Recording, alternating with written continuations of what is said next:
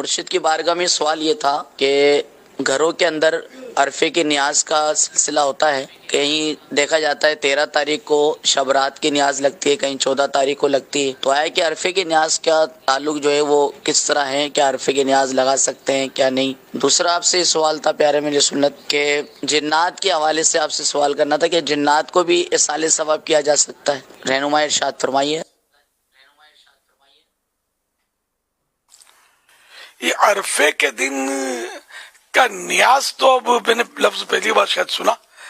عرفہ جو ہوتا ہے شب برات جب آتی ہے نا, تو یہ غالباً 14 شعبان کو شام کے وقت, ہم جب چھوٹے ہوتے تھے تو یہ دیکھتے تھے کوئی شیرنی بٹتی تھی اور تگڑی شیرنی بٹتی تھی. تو وہ پھر یہ سنا تھا کہ جن بعد میں شاید سمجھ آئی کہ یہ ہوتا ہی ہے کہ جس کے گھر میں کسی کا انتقال ہو جاتا ہے نا اور وہ پہلی شعبان آتی ہے تو اس کی, تو یہ پھر یہ کہ ایصال ثواب کے لیے شیرنی بانٹتے تھے بچوں کو خوش کرنے کے لیے. جو مجھے یاد پڑتا ہے اس طرح کا کرتے تھے. اور اسی طرح وہ شب برات کا حلوہ پکا کر بھی اس پر بھی ایصال ثواب کرتے تھے.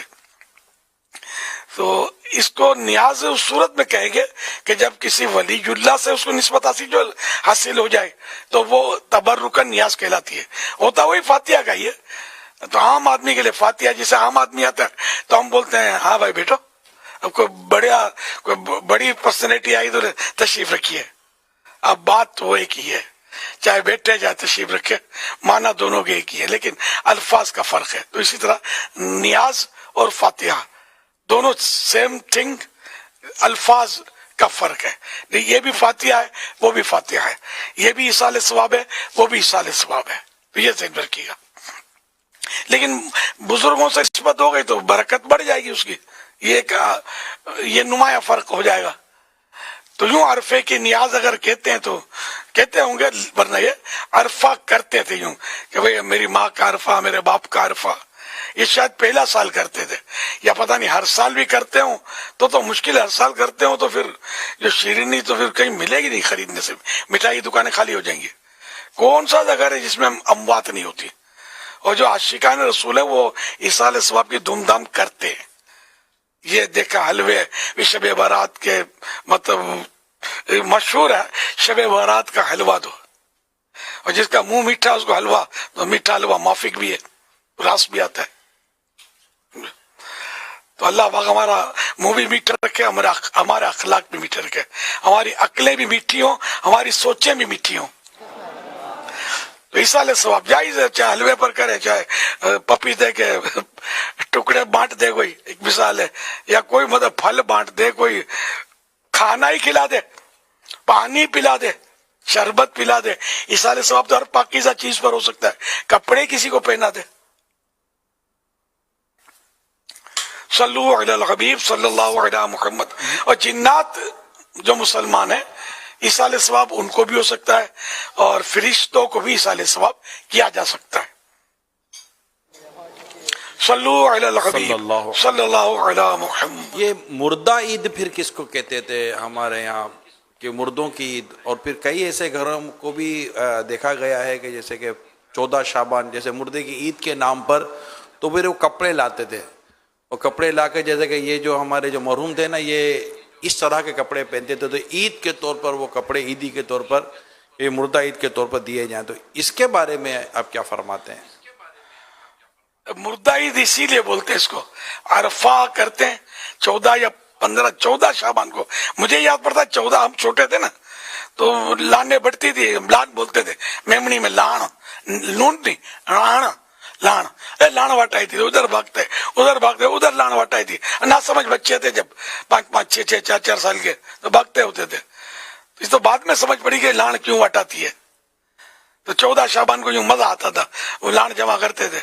وہ محلہ ہمارا بہت اچھا تھا, عاشقان رسول کا محلہ تھا. کوئی مائنس اس میں سننے کو ملتا نہیں تھا, پلس ہی پلس ہوتا تھا. الحمدللہ. تو یوں مطلب یہ کہ ایک روایت فتح رضویہ شریف میں لکھی ہے کہ مومنین کی روحیں ہر شب جمعہ روز عید روز عاشورہ اور شب برات کو اپنے گھر آ کر باہر کھڑی رہتی ہیں اور ہر روح غمناک بلند آواز سے ندا کرتی ہے، پکار کر کہتی ہے کہ اے میرے گھر والو، اے میری اولاد، اے میرے قرابت دارو، صدقہ کر کے ہم پر مہربانی کرو، رائے خدا میں کچھ دو اور ہمیں اس کا ایصال ثواب کر دو، ہماری نیت سے مطلب رائے خدا میں دو۔ تو جو صدقہ جو ہے یہ ان کے لیے ایصال ثواب کرنا یہ نفع بخش ہوتا ہے، اور اس میں کسی کا کوئی اختلاف نہیں ہے، یعنی مسلمانوں میں اختلاف نہیں ہے ایصال ثواب کے لیے میت کی طرف سے خیرات صدقات کرنا۔ صحابہ کرام علیہ رضوان کے لیے تو یہ ان میں تو یہ معمول تھا کہ جب کسی کا انتقال ہو جاتا 7 دن تک مسلسل ایصال ثواب کے لیے کھانا کھلاتے تھے اس میت کی طرف سے۔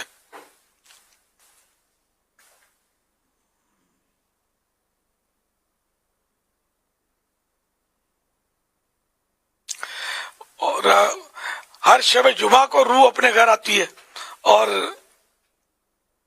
انتظار کرتی ہے کہ اس کی طرف صدقہ کیا جاتا یا نہیں۔ تو یہ مختلف علماء کے اقوال ہیں جو بزرگوں نے اپنی اپنی کتابوں میں لکھا ہے۔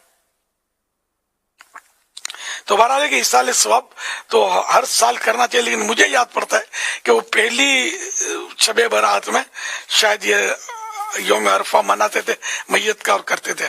اب ہر سال مناتے ہو تو بھی کوئی حرج نہیں ہے اگر اسی طرح مناتے ہو کہ بانٹتے ہو ایصال ثواب کے لیے، اور اس میں غریبوں کو فوکس کرنا یہ زیادہ مفید ہے کہ ثواب تو مالدار کو بھی کھلائیں گے اللہ کی رضا کے لیے ثواب تو ملتا ہے، اسی ثواب کو ایصال ہو سکتا ہے، لیکن جہاں صدقہ کا لفظ آتا ہے نا تو صدقہ تو یہ ادھر غریب ہی یاد آئے گا، اور علماء نے لکھا بھی ہے کہ صدقہ جو ہے وہ غریبوں کو دیا جائے۔ تو یہ جو شیرنی بانٹتے ہیں اس کو صدقے کا نام نہیں دیتے، بس یہ بانٹتے ہیں، بچوں کو بانٹتے ہیں، خاص کر بچوں کو کہ بچے خوش ہوں، دعائیں دیں، وہ بچوں کی دعا لینا یہ بھی ظاہر ہے کہ انسب۔ صلو علی الحبیب صلی اللہ علی محمد صلی اللہ علیہ وسلم۔ پر جو معمول ہے اس میں تو عام طور پہ ہر سال کا ہی ہے تقریباً، یہ جو مردہ عید کہتے ہیں تو یہ اسی بنیاد پر کہتے ہیں، اور ہر سال یہ جو مردے ہوتے ہیں ان کے لیے جو 13 شعبان ہوتی ہے اس میں اہتمام کرتے ہیں۔ اچھا 13 شعبان کو کرتے ہیں؟ جی ہاں ہو سکتا ہے 13 کو کرتے ہیں، میرے کو اب پورا یاد نہیں ہے، بچپن کی باتیں ہیں، اب تو برسوں گئے، کچھ وہ ماحول ہی نہیں رہا۔ تو جو بانٹتے وہ اچھا کرتے ظاہر کہ ہر وہ کام جس کا تم بولو گے کون سی حدیث میں لکھا سرکار نے صلی اللہ علیہ وسلم نے کب بانٹا، تو پھر میں کہوں گا کہ سرکار صلی اللہ علیہ وسلم کہ تو بہت سارے ایسے معاملات ہیں جو اس وقت تھے اور اب وہ انداز تبدیل ہوا، تو اب کیا کہیں گے آپ؟ اب مدنی چینل پر اس وقت جو ہم نیکی کی دعوت دے رہے ہیں یہ اس دور میں نہیں تھا۔ تو سرکار صلی اللہ علیہ وسلم نے جس کام سے منع نہیں فرمایا، اللہ اور رسول نے جس کام سے منع نہیں فرمایا وہ جائز ہوتا ہے، ورنہ تو آپ قدم بھی نہیں اٹھا سکتے۔ درس نظامی ہمارے یہاں جو عالم کورسز ہوئی کہاں تھا سرکار کے دور میں صلی اللہ علیہ وسلم؟ مسجد نبوی شریف بھی موجودہ انداز پر نہیں تھے، اب تو اربوں روپے کا سونا لٹکا ہوا ہے مسجد نبوی شریف میں، یہ کہاں تھا پہلے؟ اور اتنی پکی اور عالی شان، دیکھنے میں خوبصورت اور رنگ روغن کتنا دیدہ سے بنائی ہوئی ہے، تو یہ سب کہاں تھا؟ مدرسے عمارتیں کہاں تھی؟ قرآن کریم چھپا ہوا کہاں تھا؟ مائک پر اذانیں کہاں ہوتی تھی؟ مائک پر خطبے کہاں ہوتے تھے؟ مائک پر نمازیں کہاں پڑھی جاتی تھی؟ مائک پر بیانات کہاں ہوتے تھے؟ تو یہ ہزاروں باتیں ایسی ہیں جو دور رسالت مآب صلی اللہ علیہ وسلم میں نہیں تھی۔ ظاہری دور تو انہی کا ہے، یہ انہی کا ہے زمانہ، یہ انہی کی ہے خدائی، یا خدائی میں چونکہ نہیں، خدائی کے معنی ہم لغت میں دیکھ لیں، خدائی معنی بادشاہت، تو میرے آقا کی بادشاہت ہے اور ان کی بادشاہت میں ہم رہتے ہیں الحمدللہ۔ تو یوں مطلب یہ کہ جو بھی ایسی چیز کہ جو شریعت سے نہیں ٹکراتی ہے وہ تو ایک عام سا اصول ہے کہ جائز ہے، ورنہ تو آدمی قدم بھی نہیں اٹھا سکتا. ہم جس طرح اردو میں اس وقت نیکی کی دعوت دے رہے ہیں، یہ کہاں ثابت ہے اردو میں اس طرح نیکی کی دعوت دینا؟ تو نیکی کی دعوت دینا جائز ہے، ثواب کا کام ہے. اب جس بھی زبان میں دیں، لکھ کر دیں، بول کر دیں، جہاں جہاں شریعت سے نہیں ٹکراتا جو کام وہ جائز ہوتا ہے. صلو علی الحبیب صلی اللہ علی محمد. صلی اللہ علیہ